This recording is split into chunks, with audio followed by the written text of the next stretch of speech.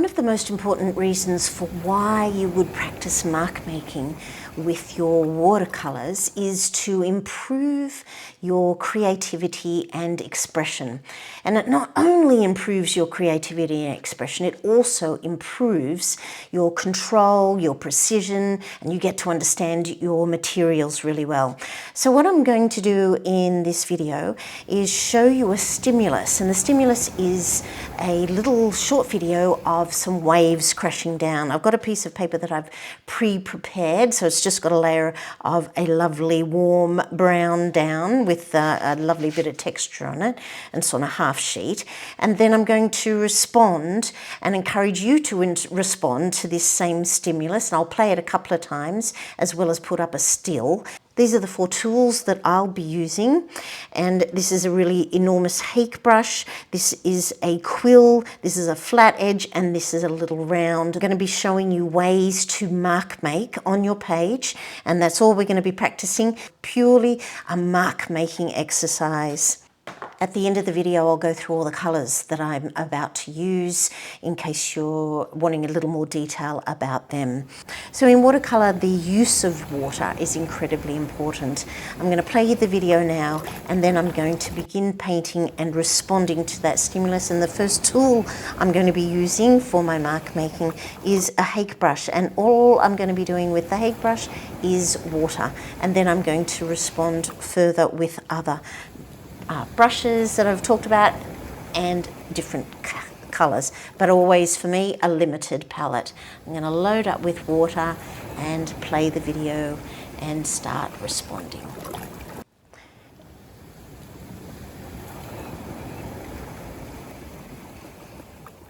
The waves are gushing down, so I'm putting in marks just with water at the moment that are gushing down.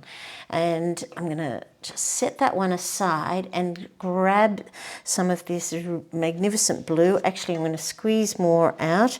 It doesn't live permanently on my palette, so that's why I'm squeezing it on the inside of my palette, but I am squeezing it next to all my other blues so that I know I'm reaching in for a blue. I'm switching tools completely to my black gold quill, and I am just mark making. I'm moving my hand further down the handle so that my marks are becoming looser as I go down. They're getting looser. I'm also creating marks that are partly in the water and partly out of the water. So I'm creating marks that are curvy linear. I'm getting soft marks here where I'm getting wet in wet, and as I come down, I'm getting a beautiful dry brush mark down at the very end. So what I'm practicing here is not just creativity and expression, but my control of the brush. And it's a funny way to describe it as control, because in fact when I'm holding the brush right up here, my control is quite limited. I'm just making it darker in there because I'm holding it at the end of the brush, and I find that that lack of control sometimes can create something more creatively interesting, particularly in terms of my mark making. Practicing mark making was revolutionary for me when I began painting, because I began with the idea that what I should be doing is producing an object. Each time just produce something that had some pictorial representation. I'm just going to offload that colour and go into that permanent rose. Oh, no, it's not permanent rose, it's quinacridone rose. And yeah, so I found mark making to be quite important in the way that I created, because I realized that when you let go of a pictorial representation and start moving into creative areas such as just dry brush, wet in wet, I found that the results of my paintings were way more interesting. I'm going to combine these 2 colours, this tundra blue and my magnificent quinacridone rose, and I'm getting a magnificent purple. I'm going to leave these dry brush marks here. There were quite fabulous rocks in the there were quite fabulous rocks in the image. So I'm going to continue practicing down here. I've spent my life drawing like that and writing like that, so I really don't feel like I need any practice there. So that's why I'm moving my hand down all the time into a more risky area of mark making because I don't have control. I'll just wash that a little bit and grab some of this. Oh, can you see that? It's just over there. It's just off screen. I'm trying to get as much fitted in here. So this is I'm just getting rid of that lump. This is burnt sienna. And I'm going to continue making marks that represent to me some of those rock shapes. More dry brush up the top there. And because I'm grabbing the wet paint, I'll get soft marks and dark marks, soft and dark. I'm going to go back into this with, I'm going to mix together this tundra blue and my burnt sienna.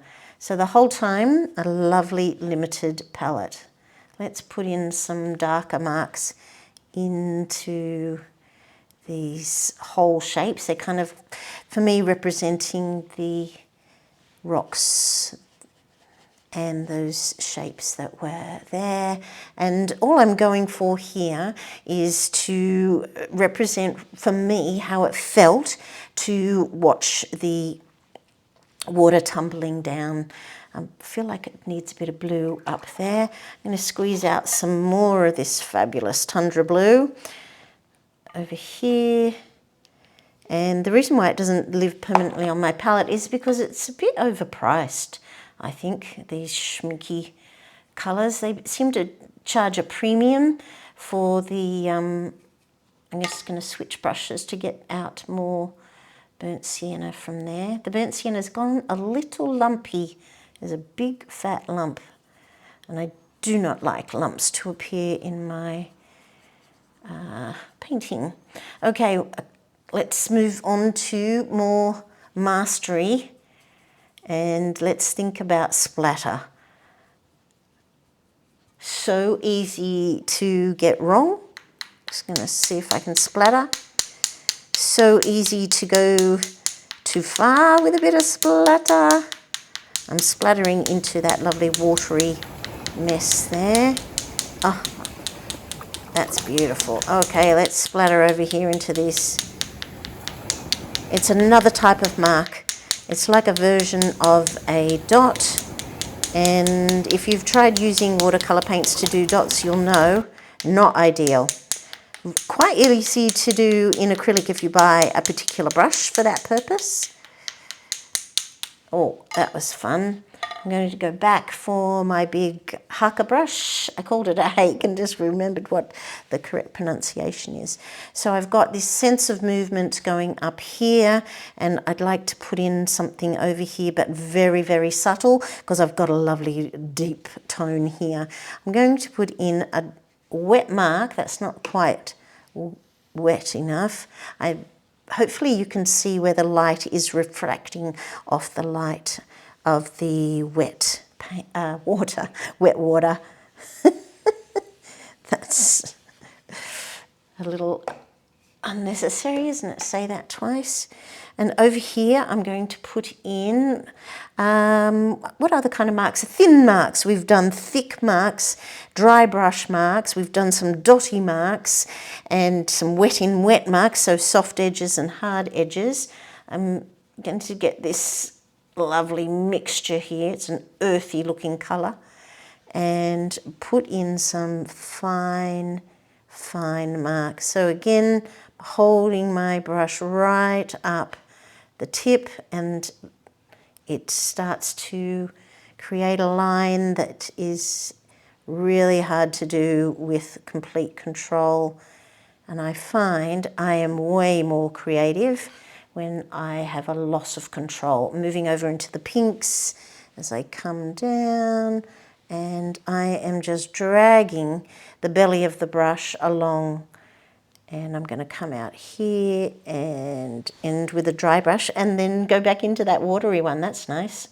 little more water. Let's get into this pink and just dampen it down. And by dampening down, I mean reduce the chroma, move it from a pure colour into a dull colour, like a beautiful complementary grey. Bringing that down. It's just enjoyable when your focus is just on mark making.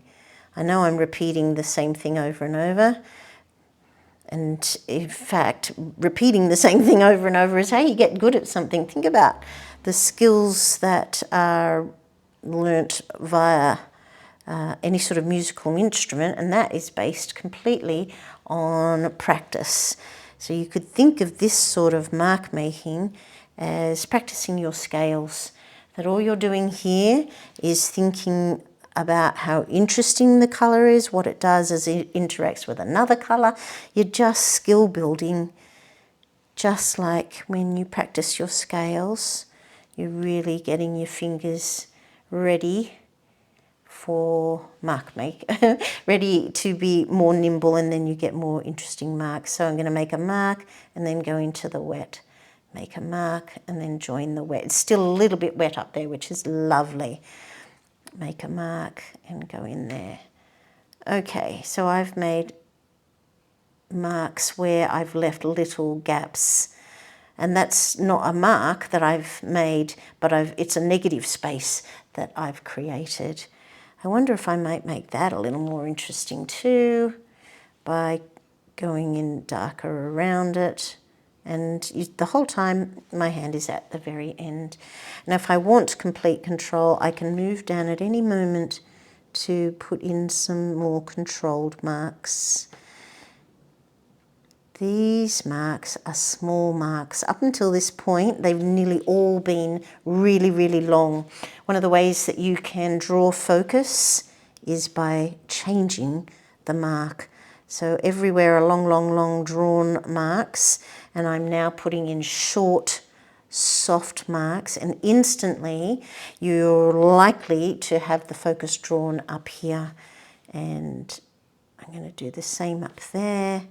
I like the idea that it comes up, and that perhaps these small, soft marks are going to bring focus. So I'm going to continue it down to here and a little fatter using the belly of the brush. Tip, belly, tip, belly, tip, belly. They look a little bit like leaves, and that's because that's a easy method for doing leaves. You come in and you do tip, belly, up, and you create a leaf shape. Belly and end. Oh, they look a little bit like fish, which I kind of like that idea too, because it is a sea theme. And when I render this video, I'll edit and render the video. I'll be sure to remember to include some more video footage for you. So in case you're working with me, you'll be reminded of what the stimulus was. Now, in here I've got this beautiful pink, and it's very wet, and I've got it in here as well. So I'm going to tip. It's a type of mark making that is made without a brush. I'm bringing it down. I'm just going to grab tissues to make my cleaning up a little easier. Bringing it down to dribble onto there. Give it a bit of a encouragement with shaking. Okay, lovely. Mop up, because that way I'll keep the back of the painting a little drier. It doesn't matter too much whether I do or don't. Okay.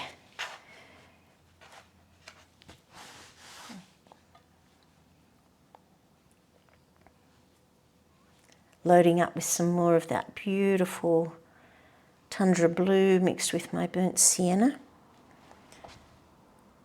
My splatter has pretty much dissipated. You can just see it there, and you can just see it there. I really love how soft that is. I think what I'll do is the opposite in terms of the splatter. I'm not going to splatter, I'm going to use a brush, and then I'm going to spritz it. You get quite a different look. So again, I've got colours, and as I'm moving along, I'm changing. I'm reloading quite often because I'm loving the thick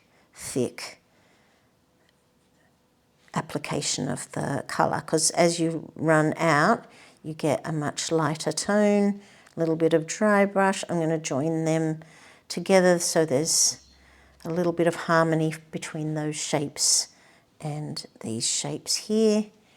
All right, and let's spritz them and move them about a little. And again, I'll grab some tissues and encourage it this time to move, get my marks to move down here.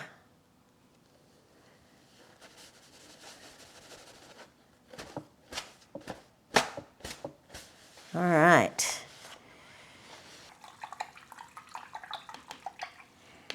I'm going to use some of this burnt sienna on its own, get some more thicker paint, and that way I will get a darker burnt sienna.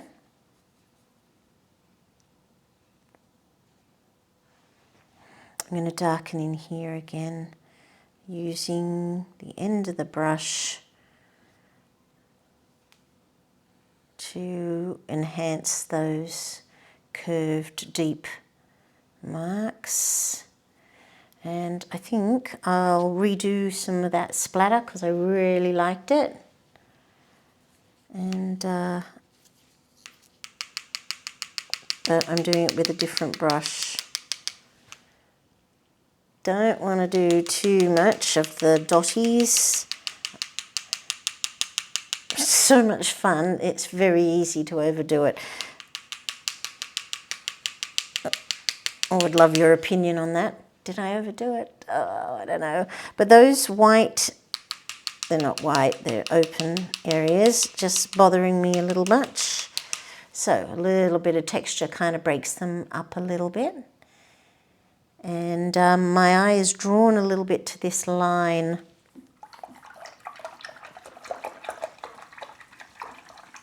So I just want to break it.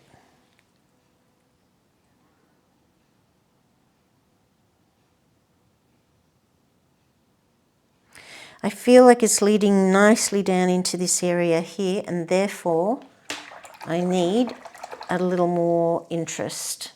Get rid of that brush, get rid of that brush. I'm going to go for a lovely fine brush and mix up a little more purple and tundra blue.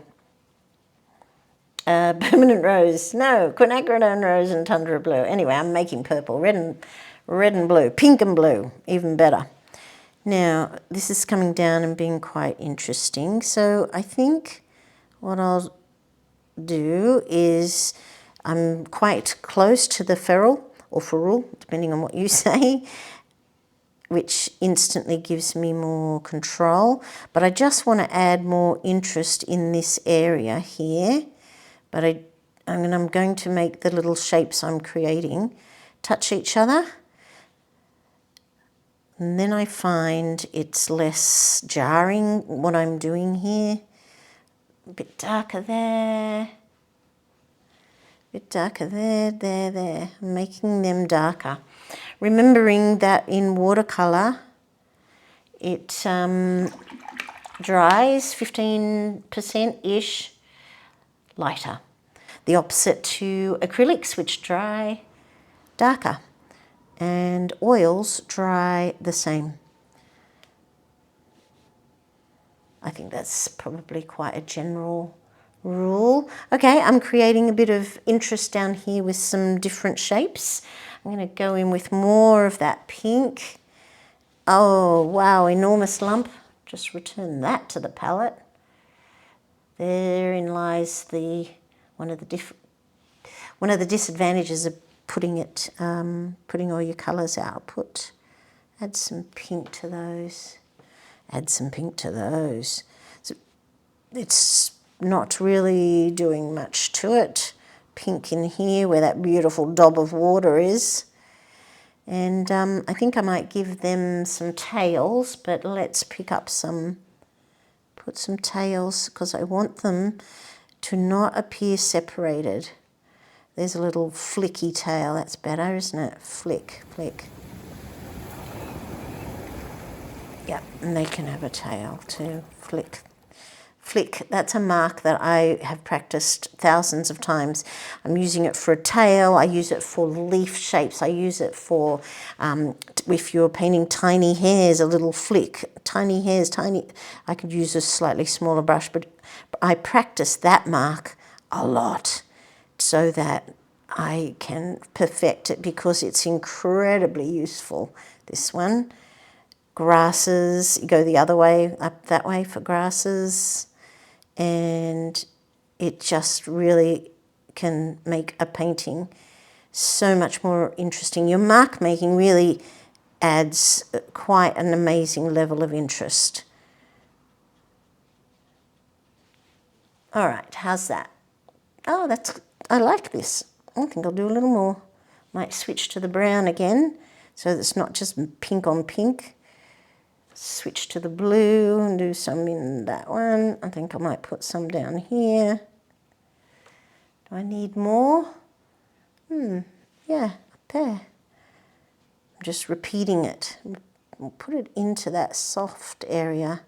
Go half in, half out, half in, half out. Let's put some over there. I'm going to say that I've had a fantastic play. My goal was to increase creativity or create something that felt creative. I practiced using my materials and therefore I'm slowly building my confidence and building my mastery, and that makes you feel good. So I hope you'll get out some watercolor paper and use the best that you can afford because you'll get a better result and it's more fun and it can be absolutely delightful. Please hang around if you want to get a bit more detail about the colours that I used and this beautiful paper. Thanks, guys.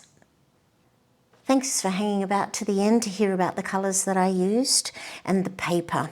This is a piece of 300 GSM Baohong. It's a half sheet, so it's a beautiful big size. And I am using basically these colours here. Vulcan Brown is how I made the background, and that gives you this beautiful texture. So that was done first and then dried. So I'll put that one aside. Then I'm using Daniel Smith Quinacridone Rose, and these are already squeezed out into my palette, except for that one, because it doesn't live permanently on my palette. So during the video, you'll see me squeezing that out right at the beginning. Burnt Sienna, this is a tube of Burnt Sienna by Holbein, and this is another Holbein colour. It's gold, and I've got it squeezed out in my palette over there. So basically, and this one here, this is Tundra Blue. This is a schminky super granulating colour, the same as this one. That's a schminky super granulating colour. And this one is called Tundra Blue, and it's quite a greyish, beautiful greyish blue. So I've got two warms. I've got a tissue there to protect my page because I've squeezed out as much as I possibly could of these tubes into my palette. So I've got these two warm colours, and the gold is definitely warm as well, and my background is warm, and the cool colour that I'm going to be using primarily will be this Tundra Blue. I also have on hand some little sparkly paint, so if I feel like I want to put that in, I will. And so I'm recording this before I begin, and that's my plan of what I have hopefully just used. And thank you so much for watching, guys. See you next time. Bye.